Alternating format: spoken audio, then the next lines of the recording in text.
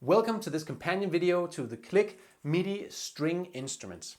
This video will help you understand how these instruments work, specifically how to calibrate and play them, what the different options are that we can choose from on the instrument, and we'll also get into some possible failure modes, so things that might go wrong with the instrument and what problems that might cause and what we can do to solve those problems. This is not a tutorial on how to build either one of these. That's in a separate video, and I'll put a link to that down in the description. So whether you made one of these using the Kontinuum Lab instrument kit, or maybe you downloaded the code from GitHub and sourced the components yourself, or maybe you even bought one of them from me over the kontinuumlab.com shop, and now you're wondering what to do with it. Well, this is the video for you.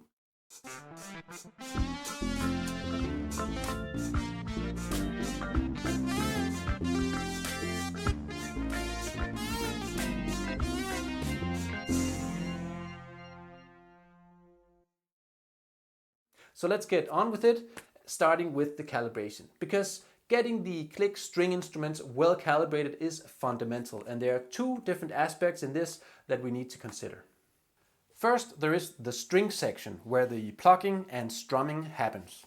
The important thing to keep in mind here is that these sensors are meant to provide sensitivity. Now, I'll get back to how this works in a second, but for now, simply consider that at calibration, you define the range of the sensor which is used when you play. Now, of course, as always, calibration is activated by pressing the calibration button and waiting until the LED on the microcontroller turns on and then off again. Then you activate all the sensors and then you can release the button. The question is how you activate the sensors.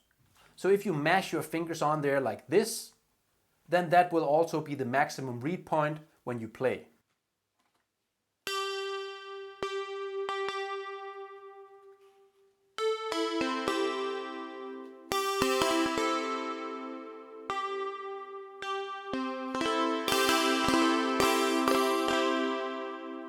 On the other hand, if you only touch the sensor ever so softly, then that will leave you with very little range later on.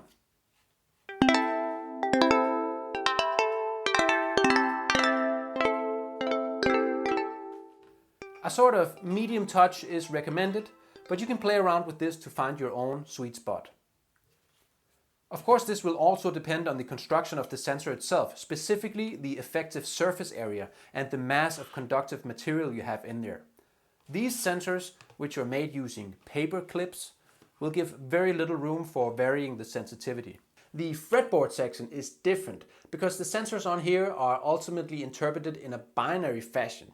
So they have a threshold value which is used to decide whether that specific fret section is pressed or not. And that is the value that the calibration defines. So again, if you calibrate one sensor with a soft touch, then that fret section will also be activated easily when you play. However, again, I recommend calibrating with a medium to firm press, because too much sensitivity on these sensors makes them susceptible to noise and crosstalk, especially if what you have is a 32 sensor setup like this one, which has lots of cables inside in close vicinity to each other.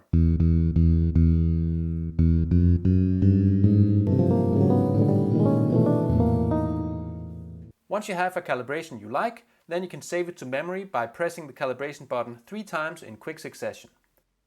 The LED on the teensy will blink 3 times to confirm that the calibration has been saved. So now we're calibrated, and it's time to talk about how to play this, what it can and can't do, and why. So we'll start with this section here, and then afterwards we'll include the fretboard section as well. So first of all of the sensors on here are capacitive sensors, which means that they respond to electrical fields. In this case, the electrical field of your body.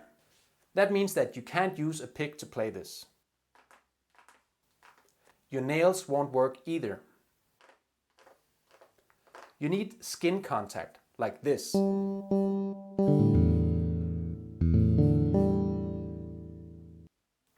Now that's obviously quite different from a real string instrument, but once you get used to it, I think you'll find that it feels quite natural.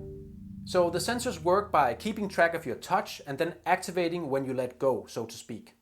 Now this works great for plucking action, or even for strumming. But of course, it also activates the sensor if you do this. Again, once you get used to it, it's not really that problematic. When these strings are well calibrated, they can be played with quite a useful range of sensitivity, meaning that you can apply dynamics as you play in a way which is not unlike what you would do on a real string instrument. So, given the way that these sensors work, how is that even possible? Here's how it works.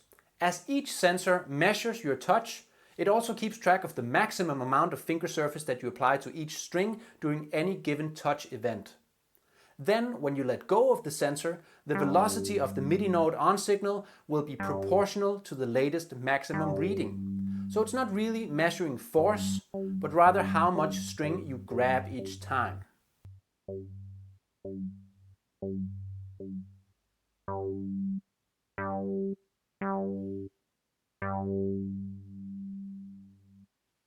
This even works for strumming, where a more aggressive movement corresponds to more pressure and thus more surface area contact between finger and sensor, leading to a higher reading on each string.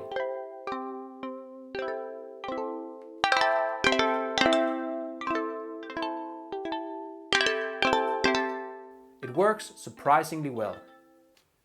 As for the fretboard, it works pretty much like you'd expect. When you press a fret sensor, it raises the corresponding note on the string sensor, which is in line with that fret sensor, by a semitone for each fret that you go up the neck, like this.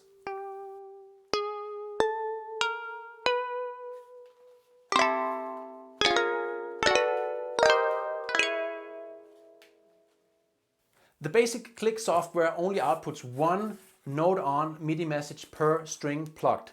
So even if you change your fretboard position or remove your left hand completely after playing a note, that note won't change. In a future video I will show you how to implement that other system in the code, but it is quite a lot more complex, requiring separate MIDI channels per string, and it comes with its own set of drawbacks. However, this basic system actually works great just the way it is. So now you know how to play it, let's have a look at the different settings and options that this instrument offers. First and foremost is the choice of tuning. There are two options, ukulele or bass. You define this by simply inserting a jumper into the breakout board on instrument selection pin 0. With no jumper inserted, the instrument tunes like a bass.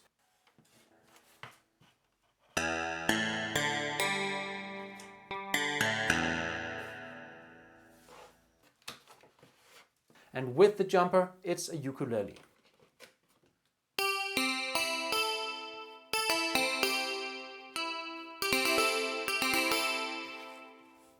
This setting works independently of how large or small you made the instrument, of course, but it's also independent of the number of fretboard sections your version has. And that is, of course, the next option. The basic version has 16 fretboard sensors, but if you want to make a 32 sensor version, then you just need to insert a jumper into option pin 0 to let the software know that that's what you're doing. Of course, just like on all the other KLIK instruments, you can also change the MIDI channel. By inserting a jumper into option pin 2, you will change the whole output stream of the instrument from channel 1 to channel 2, which comes in handy if you need channel 1 for something else. Okay, finally, let's have a look at some possible problems that might occur with this instrument. Now, the string instrument is pretty simple in that regard because it only has capacitive sensors, so there are no analog breath sensors, no balloon membranes or anything like that. So it all basically comes down to having well-made capacitive sensors and calibrating them in a way that makes sense. So let's try to calibrate, but poorly, and see what happens. I'll just lightly brush my hand across the surface of the fretboard.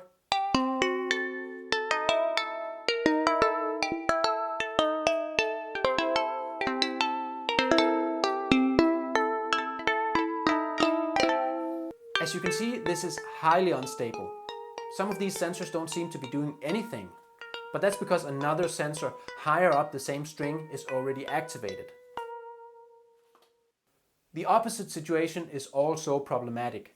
If I mash my finger down on each fretboard sensor at calibration, like this, then when I play, I'll also need to make a lot of contact in order to activate that sensor.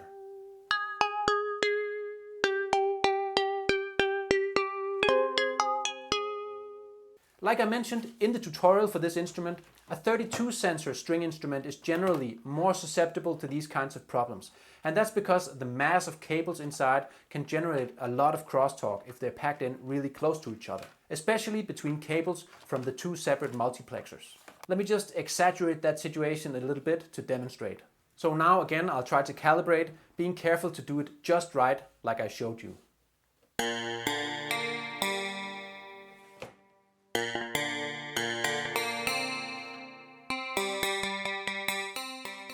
It turns out to be pretty hard to make this work with cable management this poor. So yeah, that's the message. Try to keep the cables kind of neat, or at least make sure that they have a bit of space around them and aren't overly tangled up with each other.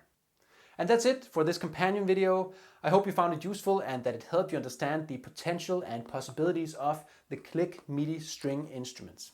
If you're interested in buying one of the kits for yourself or for a geeky friend or family member, then you can do that over at the kontinuumlab.com shop, where I sell both the Kontinuum Lab instrument kit itself, as well as various types of instruments, including a more polished version of the ukulele featured in this video. The complete kit comes with all of the sensor materials and components necessary to make this instrument and a bunch more. And all of those instruments come pre-programmed onto the microcontroller inside the kit, so even complete beginners can get started making cool MIDI instruments with zero coding and simple techniques. And of course you can check out the build tutorial for the string instrument, as well as all the other KLIK prototypes from the links in the description. Take care until next time, and I'll see you in the Kontinuum.